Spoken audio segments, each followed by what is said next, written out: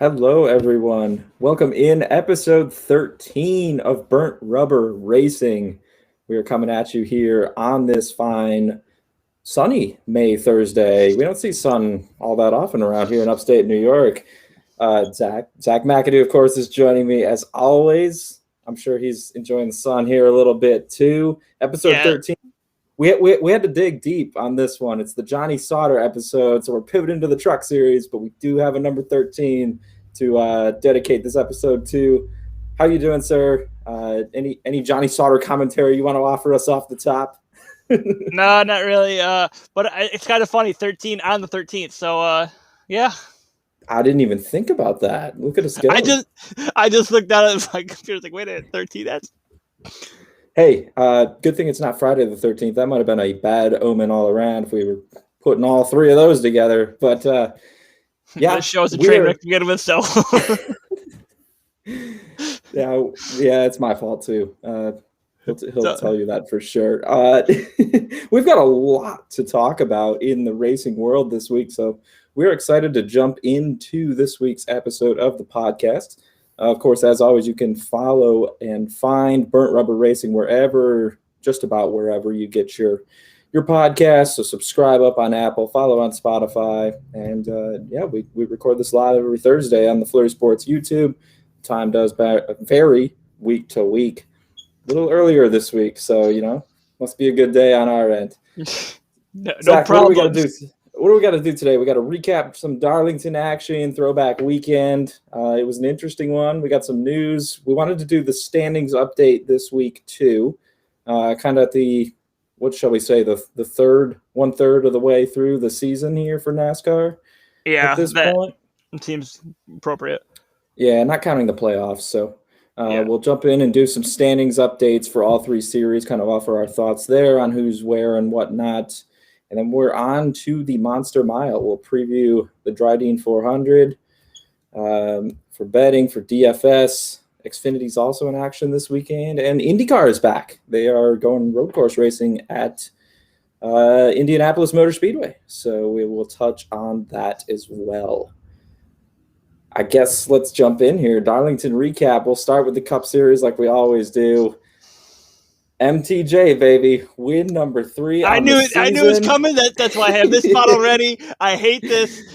Oh God, it's just okay. Let's go.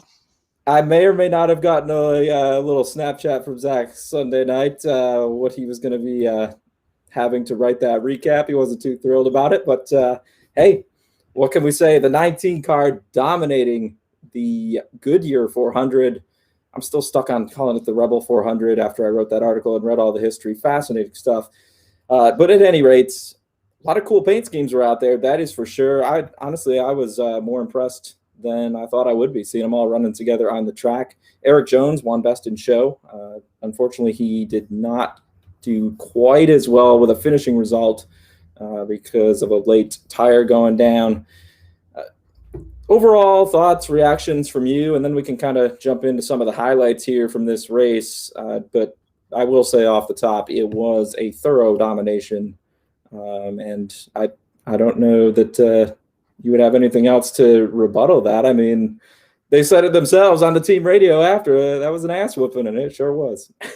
And no one had anything for Truex all day, and that's the sad part of it, is that he just went out and took the race by the cojones and just rode it to victory. That he did. Now, let's see here. Jumping in stage 1, Eric Almirola. He was the first car out of the race, hit the wall, and man, that car took a shot. It was like off the front wheels practically entirely, the way the front end folded up on the splitter there. So again, the 10 car has had a rough year. At this point, I guess I have to ask you, because this is the question I'm asking myself. When does this turn around? We saw a couple of good runs there. Richmond is the one that definitely comes to mind, where they put it together and we were like, all right, maybe they're building some momentum into Talladega, a track where he has been really good at. And now we're back to this at Darlington. Stuart Haas might be looking at one playoff car this year. I don't know. Do you see this turning around? I don't know. That's the thing. Like with a driver like Eric Almirola, you could see it. But the way the season's going, we're like, oh yeah, he'll turn the corner eventually. He'll turn the corner eventually. When do you stop saying eventually? Yeah. And like you just said, Stuart Haas might be looking at one car in the playoffs. You look back, what was it, 3 years ago when they had all four cars in the round of 8, and now they might not even, they're only gonna have one car in the playoffs. That's just bad. It's a big change for sure. And last year they even had all four in. Cole Custer getting that win there to put the final ride through. So Did Boyer make it? I didn't think Boyer made it. I swear Boyer made it. He was out quickly, but yeah, all four Stewart Haas cars were in. You can double check on that for me. Fact check me, go ahead. But I'm pretty positive that I remember all four Stewart Haas racing cars being in the playoff field last year. So while Zach looks to prove me wrong, Yeah. I'm right. Thank you. No, I'm looking it up now. Don't get Oh, your okay. hopes up. All right. I'm just gonna say sometimes I am right, folks. So, but Kyle Busch also spun around early in this race, and he was running from the lead when that happened. Now the 18 car fell back. Obviously, had to get some new tires after that little mishap, and they climbed back up. They had a solid day. Of course, coming off that win at Kansas, so riding momentum coming into the race. And Kyle Busch wound up with a top 3 finish again here this week. It was really a solid day for Joe Gibbs Racing overall, behind Martin Truex Jr. I was right, correct? Yeah, I didn't. You know it's bad when you don't remember who makes the playoffs. Yeah, you had a fun playoffs last year. I thoroughly remember some angry McAdoo texts.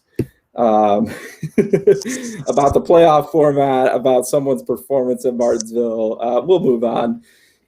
I don't know what you're talking about. Yeah, so to round out, I guess the stage 1 conversation here, Ross Chastain tried a little strategy, staying out. We're going to try and conserve some tires, and it damn near almost worked. Got lapped with 2 to go in the stage. I think part of it was just Martin Truex Jr. was running so damn well too. Well, that wasn't the only thing that could have helped him. I mean, if you're the lucky dog still in that stage, you'll be fine in theory. But I mean, once you get it just all unraveled very quickly, and it just screwed their whole day up. So I mean, there was no rebound for them after that.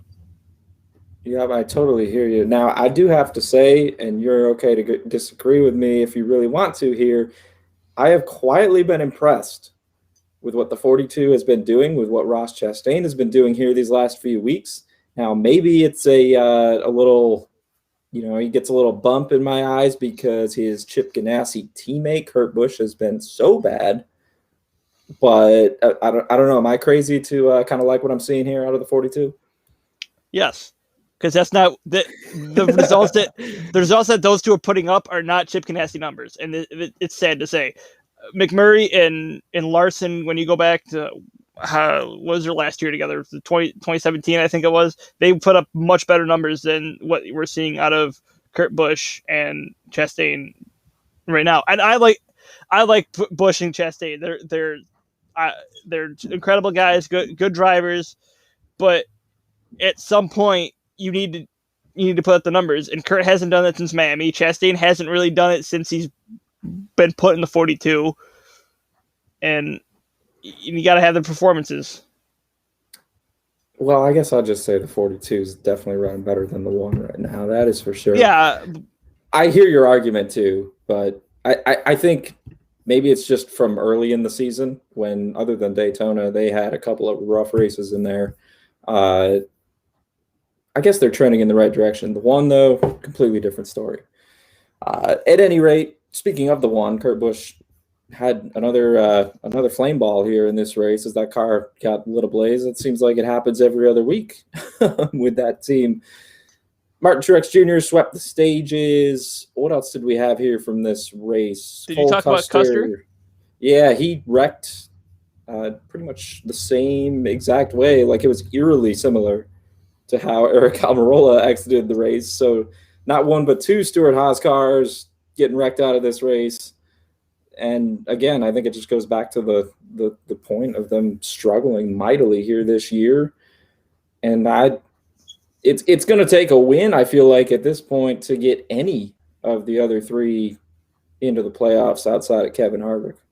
Yeah, Briscoe's had such a bad year so far that a win is going to take a win for him. Custer has just as bad, and Almirola. I was thinking about that Sunday after he wrecked. Like, is there any salvageable like ways he can make it in even without a win? And sure, and it's getting to the point where you're looking at more and more like it's no. Yeah, I'm right there with you. Now, speaking of Chase Briscoe, he actually did finish 11th, so ran well at Darlington. That's a track where he's kind of not been terrible throughout his career. Now, of course, Cup Series rookie. That was at the lower level series.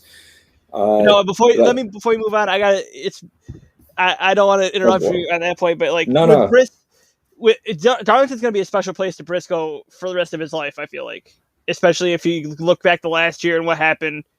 Mm-hmm. I'm getting a little teary just thinking about it with him, his wife, and their miscarriage, and him ending up in victory lane. What was it? Years ago, the 17th, something like that, 19th, something somewhere around that. There, I know, but you can't tell me Darlington doesn't have a special place in his heart.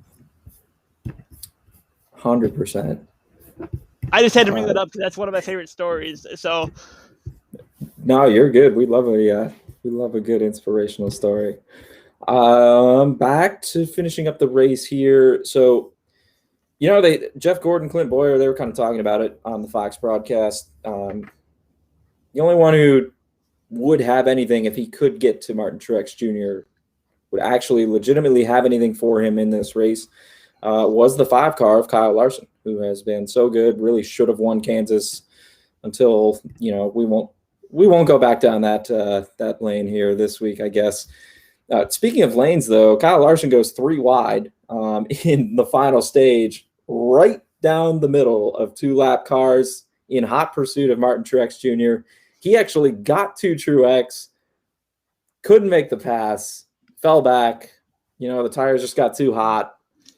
I'm sure that ruined Zach's Sunday. I didn't have a problem with it.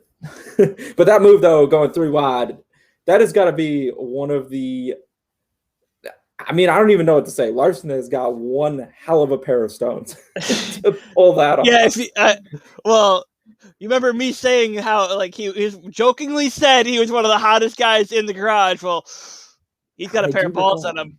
He's got a pair of balls in him. I'm sure you saw my Instagram story when I said Larson has some freaking grapefruits for testicles, man. There's no way you can deny him that after pulling that move. Yeah, forget oranges, man. This guy has got wow, what a move! He pulls it off. Unfortunately, cannot hang with Truex down the stretch. The 19 car just too good, and like I said before, the 3rd win of the season. He's still the only NASCAR Cup Series driver with multiple wins in 2021, and now he's got 3 of them. Let's look at some of the other finishers here. So Larson did finish 2nd, although it was well back by the time this thing ended. Kyle Busch, like I said, top 3 finished there in 3rd. Zach, there he is again. You faded him in DFS. William Byron, what's going on? I told you, the 24 car. I'm pretty sure this is a record, or he tied a record. I can't remember what the stat was with top 10 finishes, but he has another one finishing in 4th. And Denny Hamlin, 3 Joe Gibbs cars in the top 5 at Darlington, rounding out your top 5. Really, I think, there's no other way to put it. Joe Gibbs, they had a new setup here. They had a new package for Darlington this year, some adjustments with the horsepower. JGR clearly nailed it the best of the bunch this week. Kevin Harvick, Chase Elliott, Ryan Blaney, bit of a surprise there.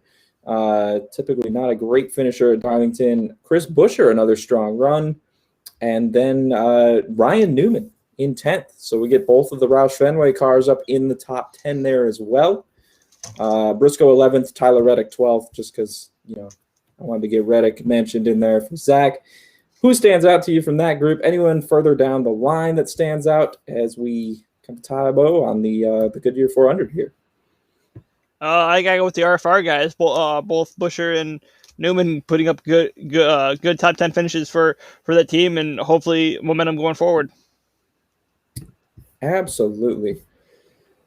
So I think, what do you think? Should we do standings after race recap since we had all three series in action this past week, or do we want to finish Darlington and then do the standings for all three? What do you say? I say we do the trucks and Xfinity, then go through standings. That works for me. So we'll jump over, I guess, got to do the Xfinity series. They ran on Saturday, the second of the three races to go off. Why would you do Xfinity before you do trucks? Trucks happen first. We're going backwards. We started on Sunday. We're going to go to Saturday. Fair. We're going to do Friday. Fair. Come on, man. I really wish I had the "come on, man" sound bite to play there for you, but I don't. So maybe I can insert it into the actual audio version. Justin Allgaier, he gets the win here, throwback weekend in the Xfinity series. Josh Berry, he's right up there with another strong showing, finishing runner-up. Turning more heads, absolutely. Brandon Jones third. Noah Gragson fourth. Now, we got some interesting news surrounding that 9 car there that we'll get to here as we dive further into this recap. And then Daniel Hemrick rounding out the top 5. Second win of the year for Allgaier. Junior Motorsports picks up another one. We've been talking about Colleague kind of having the hot hand, but what did you notice from Saturday from Allgaier? The floor is yours, my friend. I noticed that juniors with Barry and Allgaier, they were leading the charge a lot of the race, and going forward, they've got a hell of a threesome, minus Annette because, Annette was actually up there, so I shouldn't say minus Annette, but they've got a good foursome coming up, and don't count out the JGR Chevys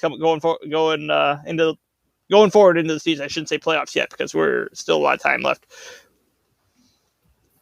Yeah, and speaking of Junior Motorsports, Noah Gragson, all right, post-race penalty here. So, of course, post-race penalty, that disqualifies where he finishes, and that had a bit of a big implication as this was one of the Dash for Cash races with the Xfinity Series. Well, they appealed. The number 19 appealed the penalty, and let me see here what exactly. Just looks like a technical inspection is what I'm seeing. Did you happen to catch what the specific violation was? No, I missed it. I just saw my friends share me that Noah lost it, so I was like, damn it. Yeah, well, he didn't lose it anymore. NASCAR has overturned that penalty. Sometimes it pays to appeal some results and get some more investigation done. I'll just say that. And Noah Gragson's fourth place finish restored, and also his $100,000 Dash for Cash winnings. So kind of a big deal at the Xfinity level. I mean, yeah, because now that's his third Dash for Cash win. If he wins this week at Dover, that's $1 million. You take that's $1 million. Yeah, it goes up to $1 million if you win all 4. I didn't know it went that high in the Xfinity series. Holy. Yeah, that's what it's been. That's what it's been ever since it was started. So, if you go back, I don't think it's ever happened. But if this isn't appealed and reinstated, Noah loses out on the 100,000. He's out. He's not in the running this week. So that's huge for the 9 team to be back in the Dash for Cash like they are. Right. So I knew the Dash for Cash was incremental. I guess I've just have the truck series numbers ingrained in my head because I may or may not be better about watching the trucks, but they only go up to 500K. It's 100,000 per time, but if you win all 4, it's $1 million. Right. Okay. So I got you. And speaking of that, that final bonus that they'll be running for at Dover this weekend, talking a lot of Junior Motorsports here, I feel like 3 of their drivers are the 4 that are competing for it. So you got Allgaier, you got Barry, and you got Gragson along with Brandon Jones. So Junior Motorsports, a big Darlington weekend for sure. I think that was all we had In the Xfinity race, let's jump to Friday as we continue our recap of the weekend here in backwards reverse order. Sheldon Creed finally snaps the Kyle Busch Motorsports run in the Truck Series.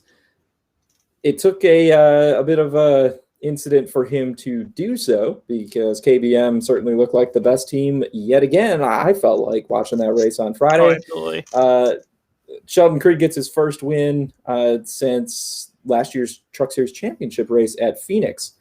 So good to see the 2-car back in victory lane. Good to see it wasn't a white truck this week on throwback weekend. Race truck, whatever. There you go. They say car all the time on that broadcast. Give me a break. It's a what truck. else did you see in this race? Do you want to take us and the listeners through that incident there that kind of gave Sheldon Creed the green light to drive to the lead and win this thing? Yes. So, I know you love the class, so I had to do it. Wait a minute. Wait. I should not have worded it like that. Hold on. I know you like how I clap, not the claps.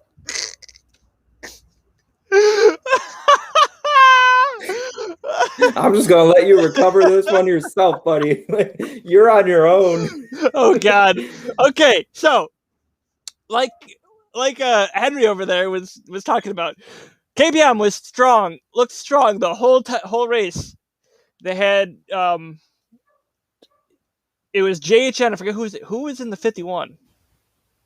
Corey Heim. Remember, we had no idea who was driving that truck last week, and what a debut for him. Yeah, seriously. And Corey Heim, who were both on the front row, they both got pushed, and it looked like Heim spun the tires, gets pushed into JHN. They both go into the wall, causing a huge 16 truck pileup. And it took them both out of the race, a lot more trucks out of the contention to win. It was one of the wildest wrecks I've ever seen, especially with it happening like that. So, yeah. Yeah. Literally restart. They weren't even in turn one, and it's just like, boom. They barely reached the start-finish line. They're already going around.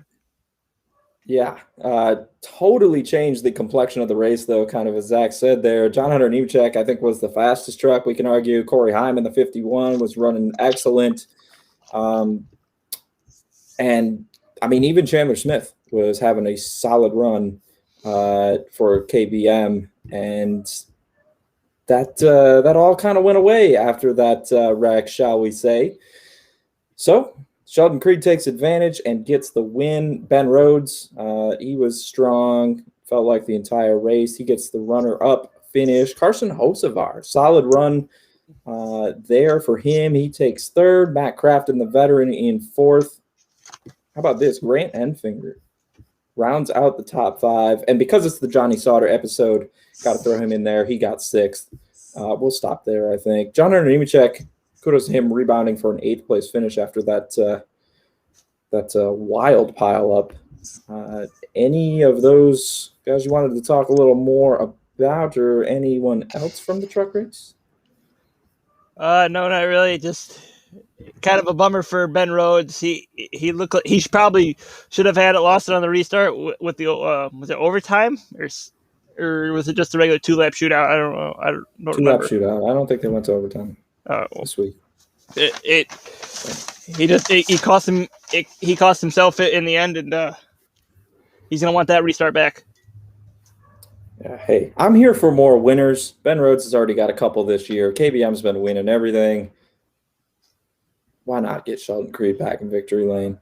So a new Truck Series winner here this weekend, and we didn't have new winners in the other two series, so I'll take it. What can I say? I think that just about wraps up our Darlington recap. Did you have any other paint schemes that really stood out to you? I got to admit, Tyler Reddick's was sick. Loved it. The Clash was great. Any others you wanted to shout out? And then we'll move on. I don't really remember any from the trucks because I don't know why. Saturday, I feel like you have to give it to Annette or Allgaier. Those. Oh, it's so Allgaier. Well, and I'll even throw in Josh Berry because that was especially at the end there with if you saw, I don't know if you saw the tweet, but like the tire marks from Junior's car in 2001, where they're trying to pit the car that was an actual throwback to, were about the same tire marks as where Josh Berry's tire marks were on the right side of the car. So I thought that was pretty cool. And then for Sunday, I'm biased. How could it not be Harvick? 20 years from his first win car. That was nice. So yeah, I gotta say Harvick. Were you okay with Eric Jones winning Best in Show though?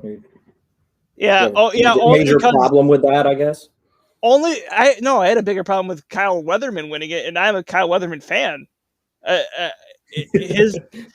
I mean, Weatherman winning it made less sense than it going to Eric Jones, and because Eric Jones, I know why it was for John Andretti, and John Andretti, rest in peace, John. But that one made more sense for like check it for Andretti and all that. So, but Weatherman should not have been up there like he was, because he wasn't even top 3 for throwbacks. I think I can. I think I agree with that. Eric Jones though doesn't get any better than the classic 43 STP scheme. So nice to see that back on the track.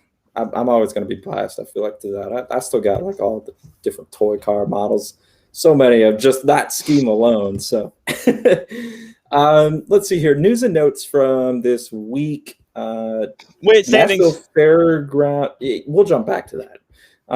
Nashville Fairground Speedway meeting is what you have in the rundown. I guess I dropped the ball and missed this one. So walk us through what happened here. All right, so I don't know if many of you know this, but NASCAR is trying to come back to the Nashville Fairgrounds Speedway. On Tuesday, I think it was, they held a meeting, open meeting for everyone to come in and voice their grievances about bringing the track back for NASCAR. And people came and showed up. And there was a couple like people who I was just like, okay, I got to bring this up and just absolutely tear them a new one. First one, there's a woman who came in and said, yeah, there's 5 NASCAR and F1 tracks within 20 to 30 minutes of Nashville. Why do we have to come race at Nashville Fairgrounds? Name one. Name one Formula One track that's even close to Nashville. Formula One? She said NASCAR and Formula One. The only one, Nashville Speedway, Nashville Speedway. That's an hour away from Nashville this year, and I know for a fact Formula One does not race there, and that speedway is like almost an hour, I'm pretty sure, outside of the city. It is. I have been there. It's an hour away from Nashville. It's not 20 to 30 minutes there, Karen. But yeah, that was one of them that I thought was interesting. And then there was another one who was complaining about the noise, and which yes, yes, but you're gonna have noise. You think people bitch about Bills games when there's too much noise? You think they're gonna bitch about Bison's games making noise? No. You got the Blue Jays playing in there soon. Ain't nobody gonna be mad about it. Yeah, but like my point is, like, you have all these things that make noise 81 times a year for baseball, 8 to 9 times a year for football. They had to screw that up. Why is NASCAR having one weekend a year that bad? Yeah, not even a full weekend, because you're looking at what is a race? 3-4 hours? Well, so, Friday, Saturday, I guess practice and all that too, and then if you have the trucks and there was I think the same woman that complained about the noise said something about schools, and it's just like, it's during the weekend when kids are off school. Like, the only thing that could maybe intertwine is practice, and even then, like, who cares? Like, you can deal with it for 1 or 2 hours. Yeah, maybe that's why Nashville's one of the 2 counties in the entire state that is not red. I don't know what else to say. Like, What are these points? We're not getting into that here. Don't Nope. touch it. Not doing it. But yeah. Hey, if I'm moving to Tennessee later this year, might be a tease there. We'll see. But I would love to speak in person with the people who brought these complaints just to like kind of try and figure out maybe their train of thought, because those are ridiculous. And yeah, I'm not even going to give it any more time of day. The Iceberg on Twitter, on YouTube, he had a perfect video for this. Go watch it. There's your shout out. There you go. I'm not going to sit here and say that all these points are all mine, because I took some from him. But yeah, it was a great. I thought he had a great video on this, and definitely go watch it. Check that out for sure, race fans. The other big news this week, the All-Star Race fan voting is officially open as of today. So this is even more recent here. Vote for your favorite drivers. Reddit. One eligible NASCAR driver per submission. So you could hear that. I'm not going to repeat what he said. I'm supposed to be unbiased, but here I am. But yeah, you can double your vote if you share it on Twitter or Facebook. So go do that today. Yeah, I kind of want to show maybe Cody Ware some love, as he is eligible.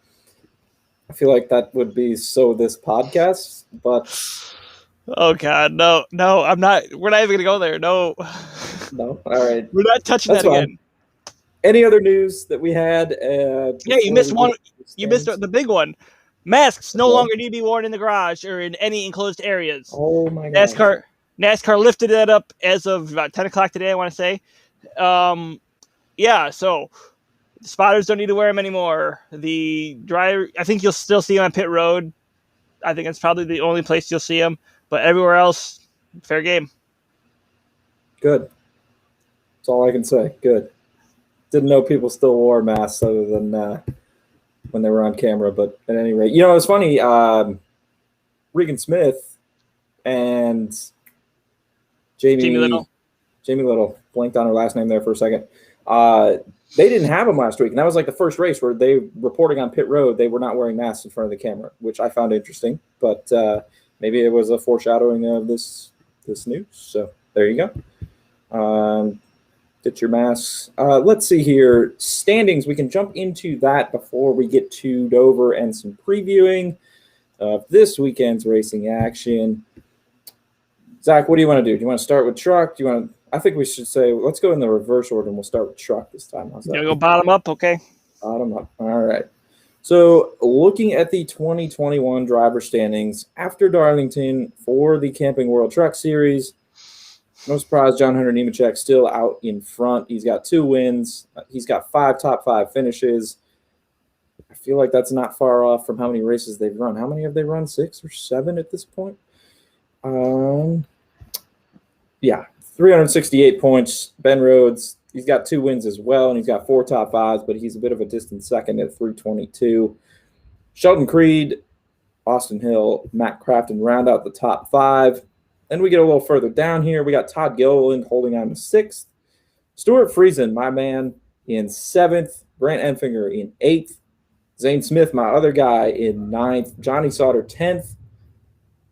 Carson Josefar, I'll throw him out there just because he had a great run at Darlington. He's 11th.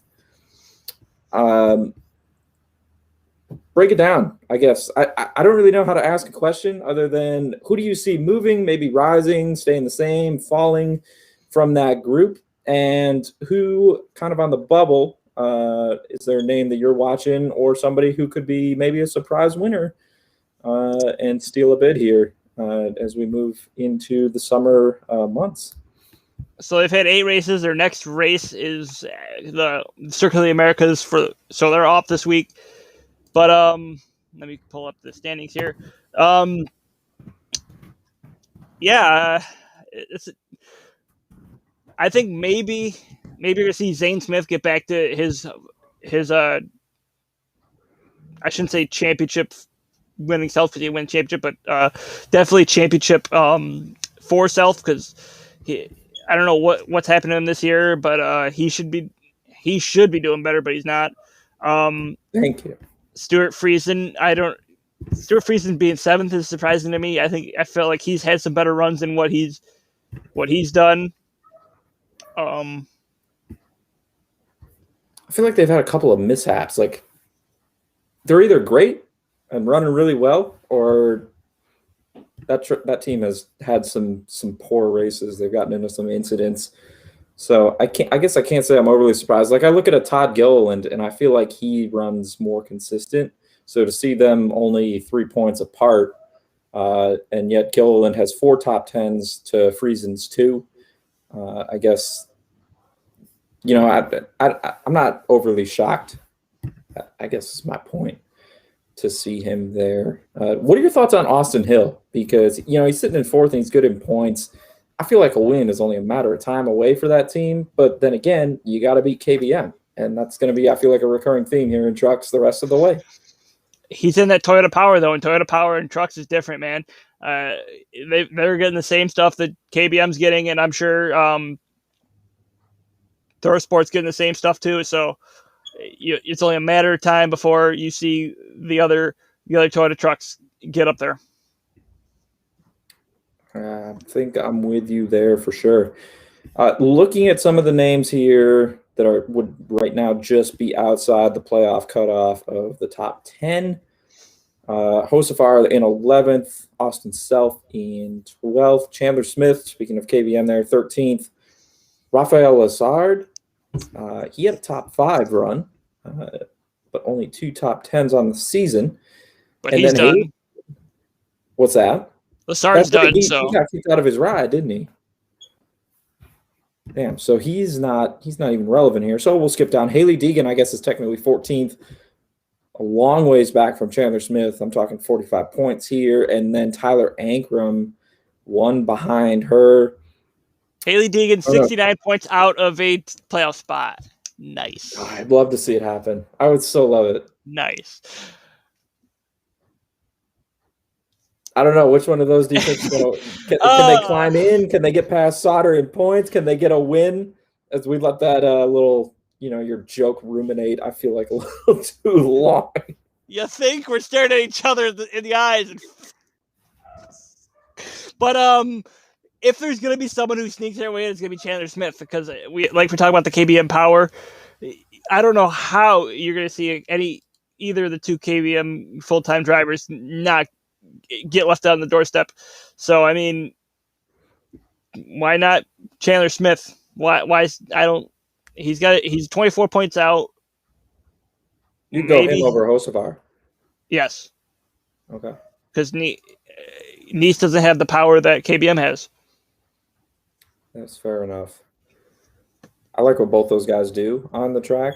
But I think equipment-wise, you're exactly right. Toyota is going to be a major advantage. Unfortunately, Haley Deegan does not have that advantage. She also doesn't have a top 10 finish. It's going to be tough, but we'll cross our fingers. Let's see here. I think that pretty much sums up trucks. We can jump to Xfinity. Who else but Austin Cindric out in front? 2 wins, 6 top 5 finishes, 7 top 10s. He's up by over 120 points, leading the series. The only other driver with multiple wins is this past weekend's winner, Justin Allgaier.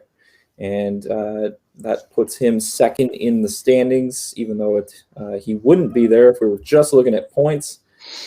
And then we get to our colleague boys here, Zach. The Dinger, AJ Allmendinger in 3rd. Got a win to his resume. Jeb Burton is 4th. And Myatt Snyder, the 5th driver to win an Xfinity race this season, rounds out the top 5. Now we got 12 drivers, of course, who get into the playoffs in the Xfinity Series. Rounding out that list here would be Daniel Hemrick, Harrison Burton, Justin Haley, Noah Gragson, Jeremy Clements, Brandon Jones, and Michael Annett. Those guys are all in on points as of now. None with a race victory. Daniel Hemrick yet to win a race, but he's got 5 top 5 finishes, and Noah Gragson has 4, and Brandon Jones actually has 5 top 5 finishes as well. So obviously those would be 3 guys you're looking at. Probably you'd figure they'd win one of these things at some point. Thoughts on the top 12? and or anyone below that cut line that you are keeping an eye on, as there are a few drivers within striking distance here? First thought is NASCAR needs to fix their website because I don't know why Ty Gibbs and Josh Berry should not be in their top 12 for playoffs, considering they didn't. Neither one of them run all the races necessary. Considering Ty Gibbs. I'm actually using ESPN. This is one thing that ESPN is doing very well at. Is their breakdown of the NASCAR standings. They got all three series broken down. Wins has them ordered. Ty Gibbs is nowhere to be found here in the top 12. He's down in 30th. So if you need to do any NASCAR standings research, use ESPN. That is one time I will say go to their site. But anyway, continue. That is surprising considering all the crap they've made us go through in the past. But as far as who probably could make it up, I think Riley Herbst. I think he should be able to get back in there. Where's Xfinity? There we go. But Brett Moffitt's another name on the outside that I feel like he can get in there by year's end. How is Jeremy Clement? Jeremy Clement 42 points above is surprising to me. That is the one I'm looking at too, and I'm like, how is he that far ahead? But at the same time, that lead could dissipate in a hurry. But I wouldn't put, I could see a guy like Moffitt even winning a race and getting in that way. So, like, I think he's that good. Moffitt's got to pick and choose his battle right, though, because I mean, you can't. I shouldn't say pick and choose, but he's got to have the right win at the right track to get to his right win. I don't feel like he can win at every track, unlike one of the other guys that might be below him. But yeah, I think Herbst is probably my pick to get back in. I don't know how he's had such bad luck this year and I mean, you look back at Darlington, he had a problem. I think he got involved in a wreck, and he still managed to finish fifth. So I mean, he could turn a bad luck into a top five just like that. And going forward, that's what you kind of need. So maybe his luck starting to turn. Yeah, it wouldn't surprise me. He's got 2 top 5s, 3 top 10s on the year. So a couple of guys there sitting on the outside. We shouldn't dismiss Brandon Brown, as he's between Moffitt and Annette in 13th. Maybe another guy who can sneak in there. He's got 4 top 10s on the year. Yeah, unfortunately, I'd love to see Josh Berry get in there. Ty Gibbs, he's just not running enough races in general. But the more time passes, I guess I'm inclined to agree with you from the prior show when Berry actually won. I don't see him getting that exemption.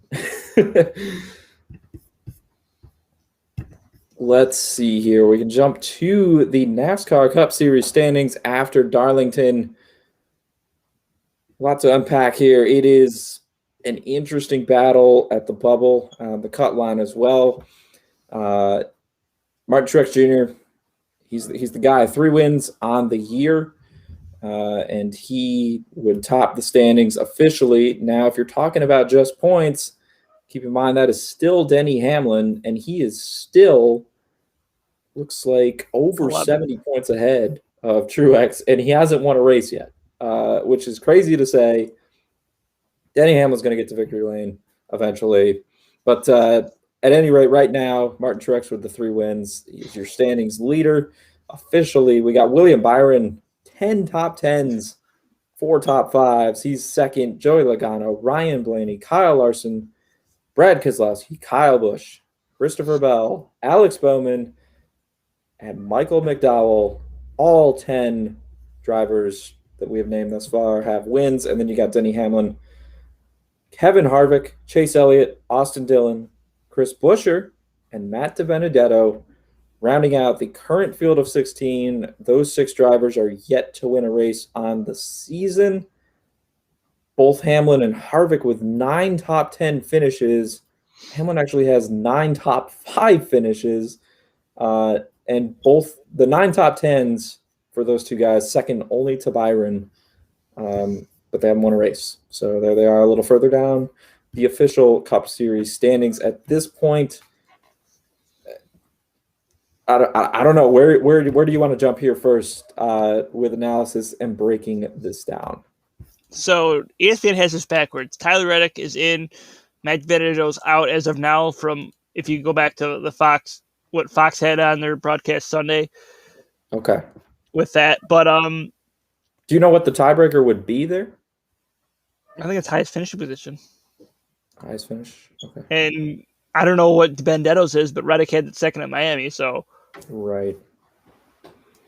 But so Tyler Reddick and DiBenedetto are tied at 268, and it'll just be what the tiebreaker is there. Maybe they're going off. They have to be going off the top fives. That's the only thing I could be thinking of, but that's what I'm thinking too. But Reddick certainly got it in top 10. Yeah, but Bowman is surprising me. Only 281 points, only 3 points higher than Michael McDowell. That's just is a Hendrick guy. That's just like what? But got that win though. It's got the insurance. Yeah, Richmond definitely saved him, or else he'd be down with Buescher and Benedetto. But if you look down here, you have Kurt Busch, Ross Chastain, Chase Briscoe, Cole Custer, Almirola. Like those are guys who I thought would be up fighting 15, 16, 17, 18th there, and they're down 20th, 22nd, 24th, 25th, 28th. So I mean, it's a topsy-turvy year, it feels like, and we're almost halfway through the regular season. Yeah, it has been one wild start to the Cup Series season, to say the least.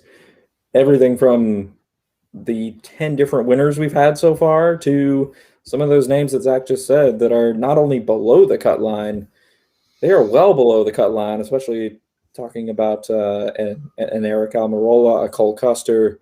Again, Stewart-Haas Racing, man, they have got some work to do. Currently 25th, 26th, and 28th in points are their three drivers not named Kevin Harvick. In terms of guys who are outside, you could see jumping in now. We did touch on the Cup Series standings a few weeks ago. Probably would have been like a month ago now here on the show. And at that point, I want to say it was after Bristol Dirt. At that point, Ricky Stenhouse was a top 16 driver. You said he's not going to be there by the end of the year. He's already not there. Matt DiBenedetto has been running exceptionally well to recover from the tough start to the year for Wood Brothers Racing. So you got him firmly back in the mix. You've got Ruddick sitting right there. He's been running excellent of late as well. And Stenhouse 18th currently behind those guys. Ryan Newman, Kurt Busch, they're right there too. Bubba Wallace, is he going to sneak in there? I don't know that I'd go that far, but who you got as a name to watch rise at this point, and who you got dropping out? Because I got to ask you, even though Stenhouse isn't in there, so not really some low-hanging fruit for you this time. It's a little tougher. Well, I mean, Busch is only 19 points to the good as of now. My question is, he might be running well, but he doesn't.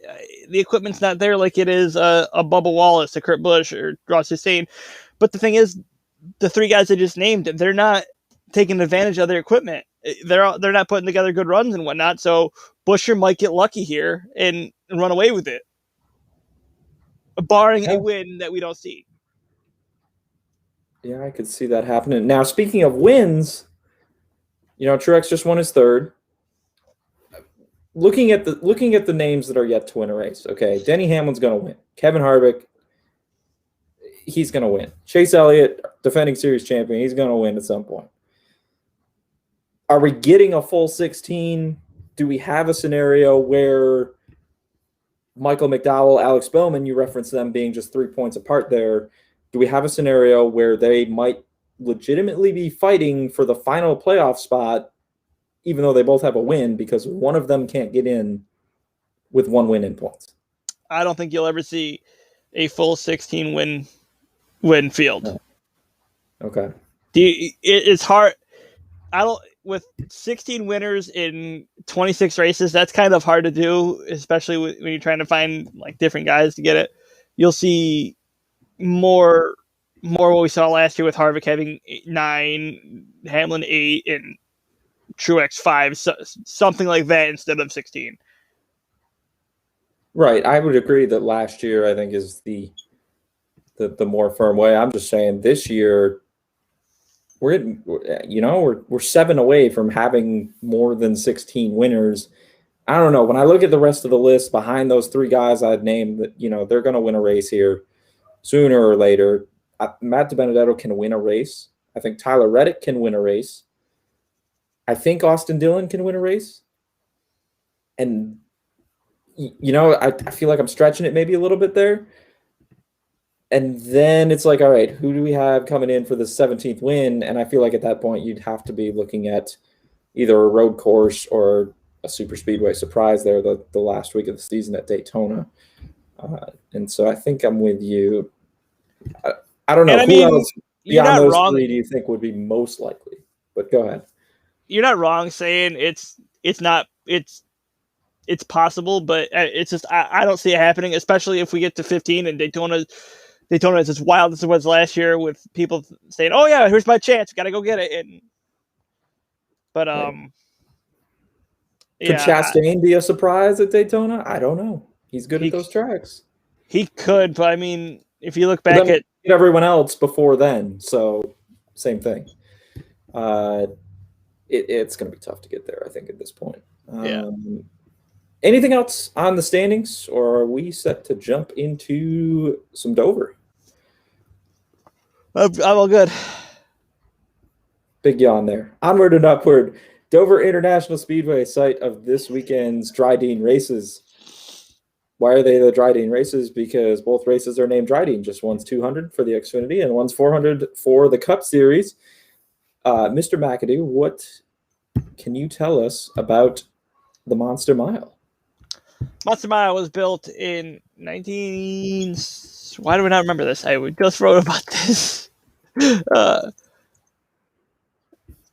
Oh, God, this is bad. It was built in 1960, I believe. Let me check to make sure that's right. It did not start out as a concrete track. It actually started as asphalt when it was built, and then it turned to concrete in 1995. The races used to be 500 miles long until 1996 when they shortened it down to 400 miles from 1996 to now. No, that's not what I wanted. Damn it. But we used to have 2 races at Dover. That is no longer the case, as Dover gave up one of its races to Nashville Super Speedway, which we will see in June on Father's Day, I believe. Yeah, it's coming up. I'm excited to see them run there. I really want to go in person, but maybe we'll see. Maybe tickets were $140 when I looked. I don't know if I want to go. Yeah, it is a 3-race weekend though, so you get your money's worth if you can get down there and see all 3. We'll see. A little more on the Monster Mile. Like Zach said, the surface became concrete, and that's kind of how the Monster Mile got its nickname. In terms of handicapping, it's almost like a Bristol Motor Speedway on steroids, shall we say. It is a short 1-mile track that races like a 1.5-mile speedway. You've got high speeds, you've got high banking. The only track along with Bristol that is fully concrete. So that's where the comparison comes from there. So you can kind of use some Bristol data perhaps in the past when you're coming to handicapping the Dover races as well. Driver skill set is super important, and optimal setups are as well. So a combination of driver and team that play into success at the Delaware track. I just got to ask, are you bummed? Are you particularly bummed that Dover lost a second race, or not really bothering you too much? I was more bummed that New Hampshire lost a date than I was when Dover did. I've been to both these tracks, that New Hampshire and Dover, and I like New Hampshire more than Dover. So, I mean, I like Dover, but it's just the races aren't as good as what they used to be. Fair enough. Let's see here. We can jump into some DFS, I suppose. Martin Truex Jr. is your pole sitter, which is pretty, kind of I feel like standard at this point, where the winner of the preceding week's race, just you can lock them into being on the pole, just the way the metrics formula works. However, that Nashville Super Speedway race, you won't be able to do that. I'm going to work on bringing up some driver stats. You can jump into some DFS, and then we can kind of compare notes, and we'll hit some betting after. How's that? All right. There's the clap. There it is. Yeah, he You likes knew to it was clap. coming. He likes to clap. Yeah. All right. So, DFS this week. I'm going to go with the two most expensive boys here in Martin Truex Jr. and Kyle Larson. They're so good.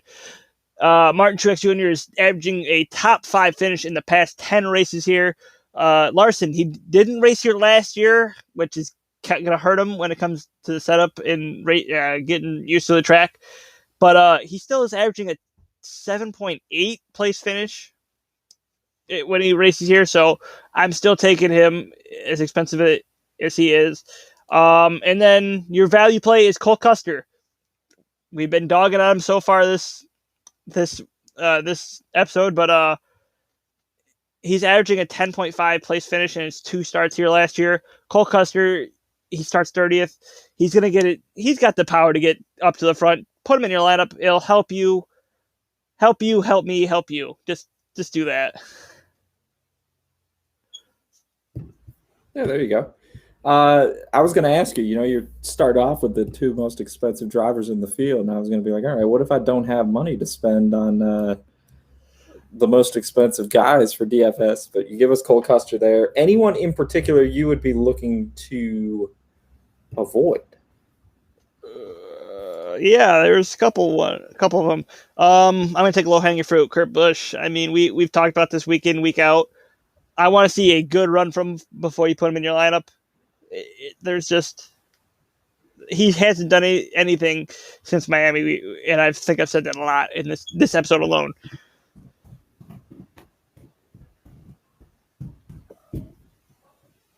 All right, these driver average things are killing me here.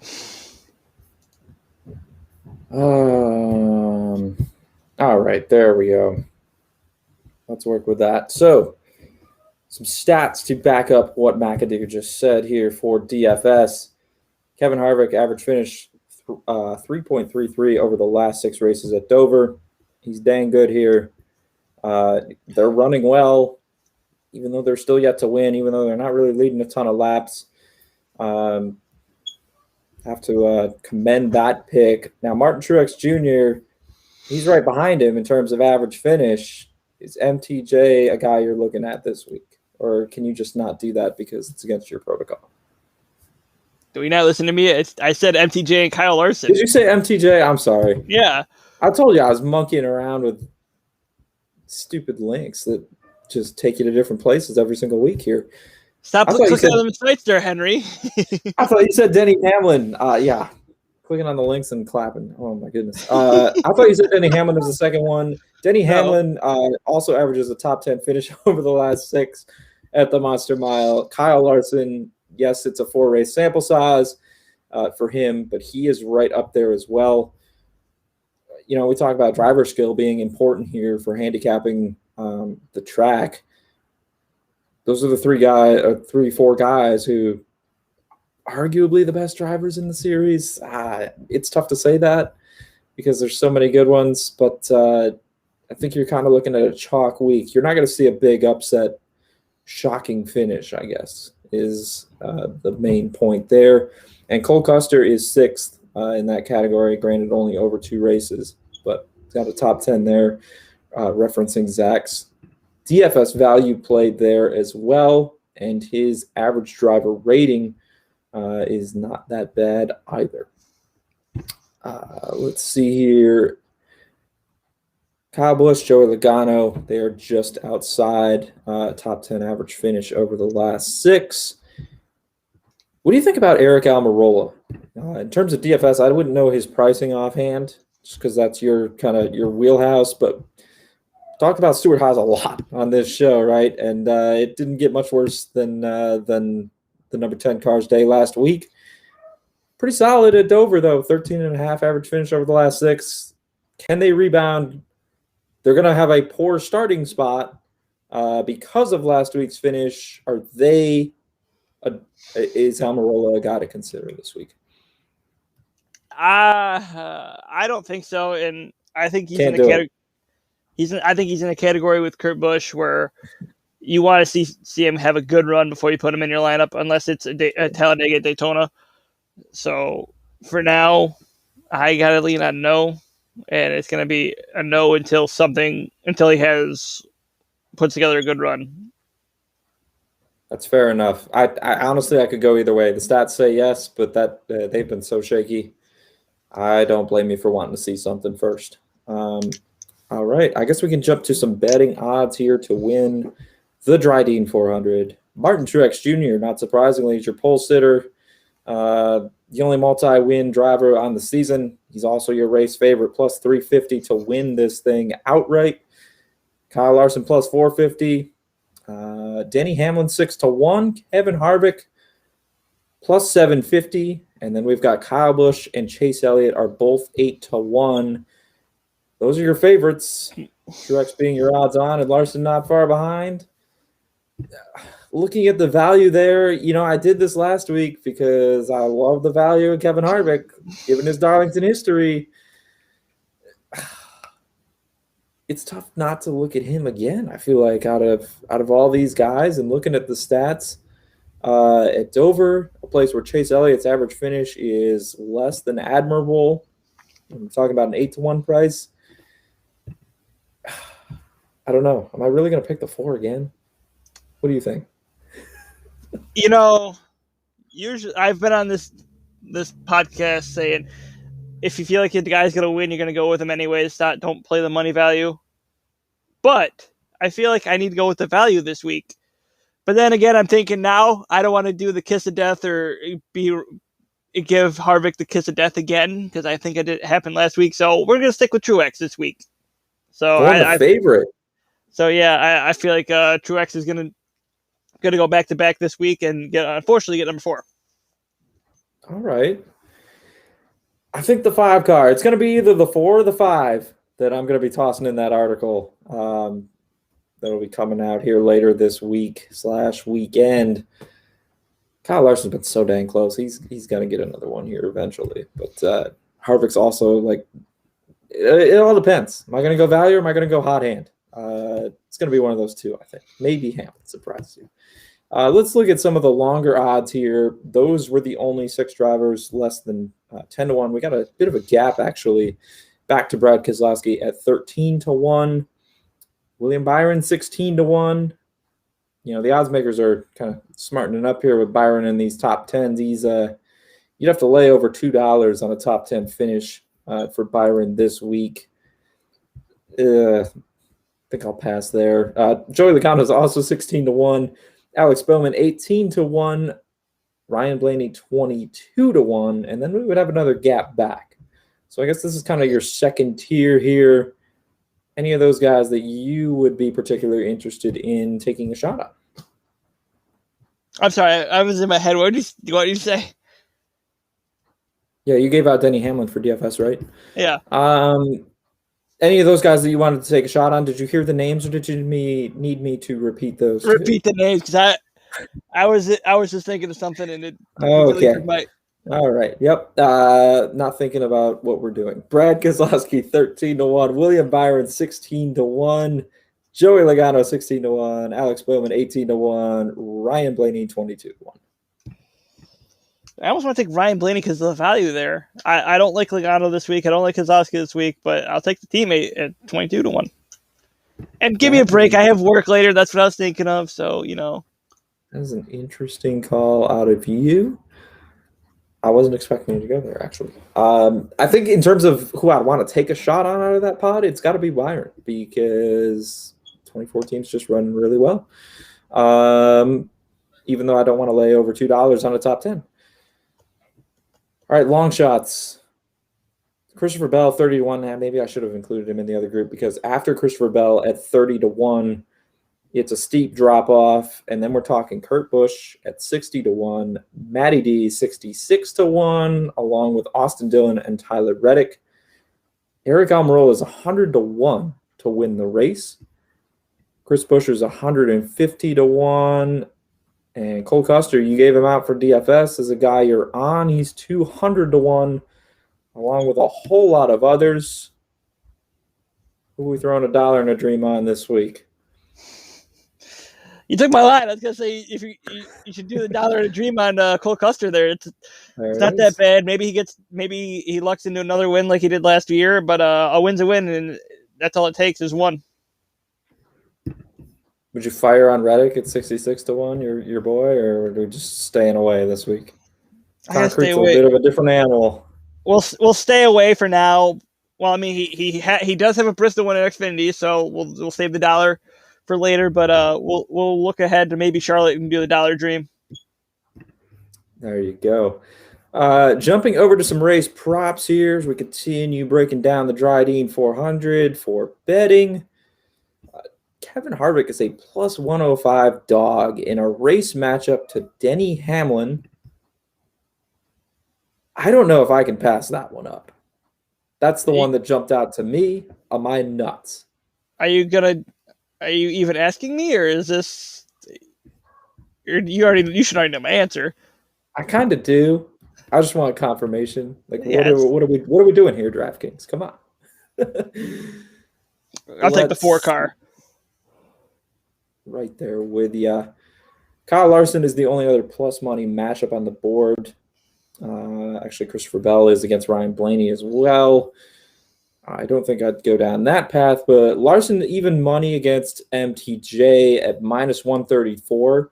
So kind of interesting there. Obviously, they're 1-2 in terms of odds to win the race, pitted against each other in a matchup. You got $1 separating them on the race money line. And you got Truex as a sizable favorite in the matchup. So I guess if I'm a bettor and I'm just looking at this and weighing the odds and the math here kind of, I'd be inclined to play Larson there. I know you just picked Truex to win the race. Yeah, you got to stick with your guy who have won the race. So, I mean, you can't he just move over. Well, oh yeah, we'll pick him here, but not here. So I mean, it's obvious for me. It's Truex. All right, fair enough. But I might skip it because there's not enough value there. I'd probably want to just to win the race. Yeah, I hear you. Definitely, I would say more value in Larson to beat one guy on the track than you're looking at the race favorite this week. Let's see groups. What group do you want to do? Pick a letter. I've told you the same letter every week so far. It's F. And you're going to do the same one again? Are you kidding me? Press F to pay respects, my guy. All right. Group F, Eric Jones and Bubba Wallace. Co-favorites at plus 250. Very evenly matched group here. We've got Michael McDowell and Daniel Suarez just behind, both at plus 255. Group F is always a good head scratcher, so I guess I'm all right that we do it every week. What are you thinking for Dover? I gotta take Bubbles. I feel like Bubbles knows what he's doing. All right, we'll leave it at that. Let's see here. Any other raise props? Where's the team winner? So manufacturer of the winning car, we got Toyota plus 145 favorite, Chevy plus 170, and Ford plus 220. I got to run with Chevy out of those, I believe. Well, if you've taken Larson, it makes sense.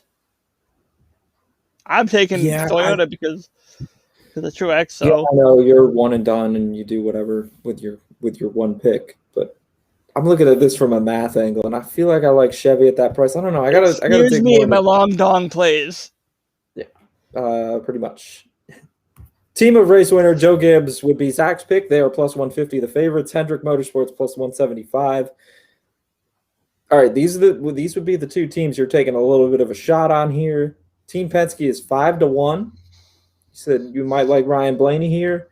Stuart Haas, Kevin Harvick, Cole Custer plus 650. If I'm a bettor and I'm not tied to taking Martin Truex Jr. like you are, would you dabble in Stuart Haas at that price? That's $1 less than Harvick to win this. Maybe. And you got 3 other cars there. Almirola's numbers are not bad. Yeah, I mean, way back. I don't know. That's a tough thing, though. You might, maybe take a chance on that and maybe get more money out of it. But I don't know. Maybe get a better chance. Harvick's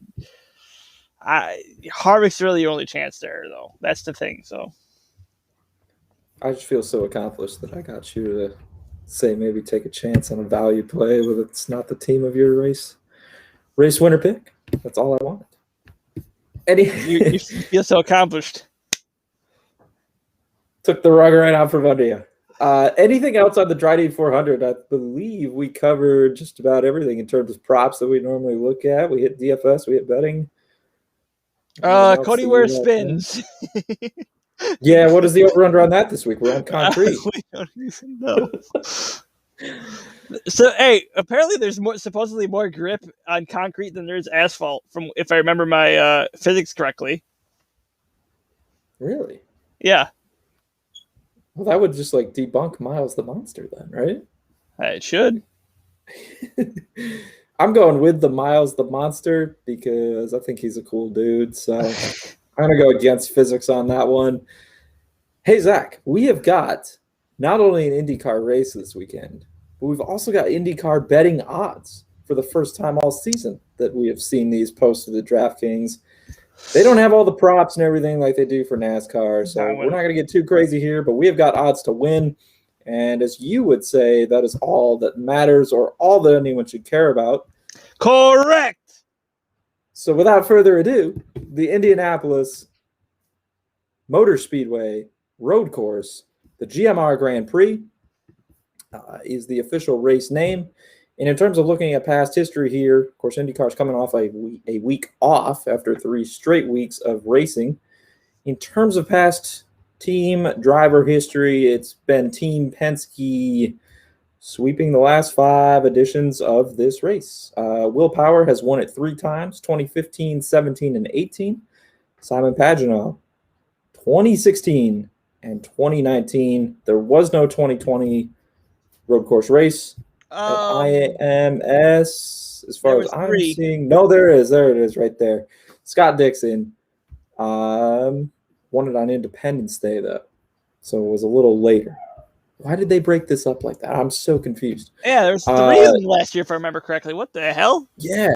Then we've got down here, October, Joseph Newgarden, and then Will Power again. So you got 2 more Penske drivers right there. Let me do the math here quick in my head because I can't count. Of the last 8 races, 8? Yes. Of the last 8 races on this track, Team Penske's won 7 of them. Team Penske drivers. Now, all 3, they've been 3 different Team Penske drivers that have won when you include Newgarden in October last year, Will Power with 4, and then you got Scott Dixon thrown in there for Chip Ganassi, Jimmy Johnson. Let's hope he maybe can stay on the lead lap this week. Yeah, your thoughts on the course, on history, anything like that, and then we can look at some odds for the first time for IndyCar all year. I mean, it's going to be an interesting race. Hopefully, it's going to be a good one. We're back in Indy. It's May. Let's start this thing off right. 2 weeks out, baby. Do you have, before I reference any odds, do you have a guy that you're high on to win? Scott Dixon. Scott Dixon, there it is. Plus 550. He's the second shortest odds on the board. Joseph Newgarden is your favorite, 5-1. We've got Colton Herta plus 650, Will Power plus 650, and Pato O'Ward 7-1. Everyone else 11-1 or longer, so those would be your favorites. You're sticking with Dixon at that price, looking at the others around him? Yeah. Alrighty. And Will Power plus 650. I don't know. Let's see here. Dropping down. Anyone else? I guess I'll just ask you the question. Anyone else might be further down the board? Pagenaud 11-1. interesting given his history here. And of course, he won in 2019, so it's not like it was a ways back. Might be a little bit of a longer value play there. Anyone else that you would want to know their odds for right off the jump? Where are Ray Hall and Satos? Ram Ray Hall is 16-1, along with both Juan Pablo Montoya and Alex Palou. Takuma Sato's 30-1.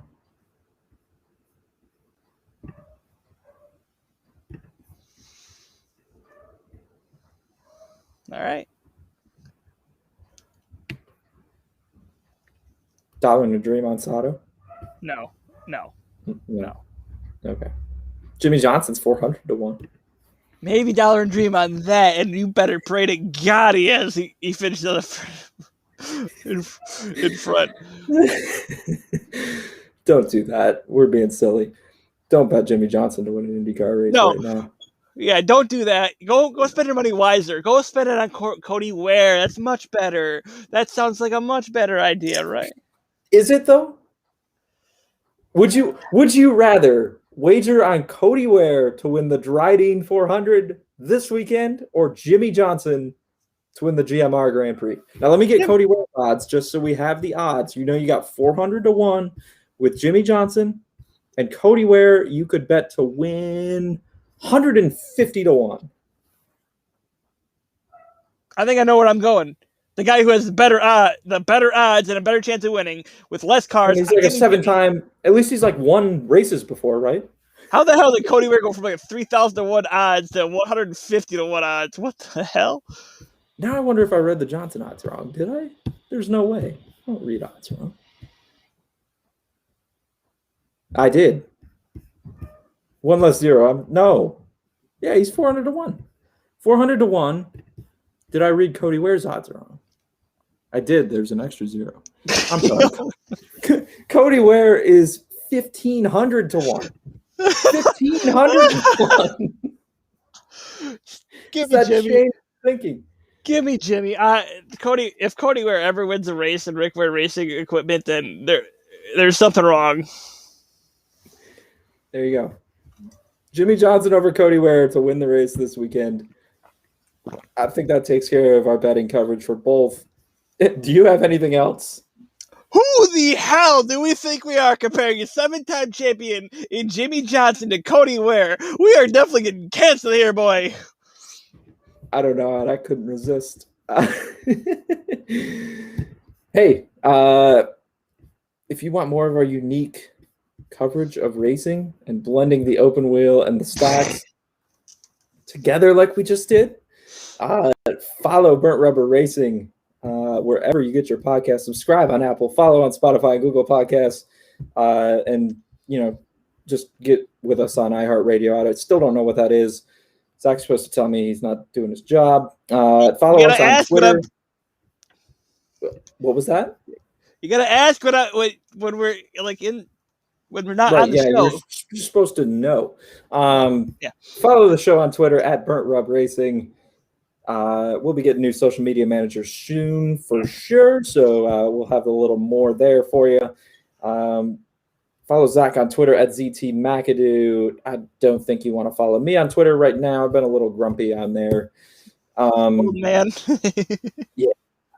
Anything else? Get off my lawn. No, I think we're all good. Don't forget to go to FloriSports.org. There's another clap for you. For our little NASCAR section that we're both proud of for building it up and whatnot. We have our track overview up on. Well, I have my track overview up there under now. DFS coming in probably after he's done editing it. He's got his betting odds coming up.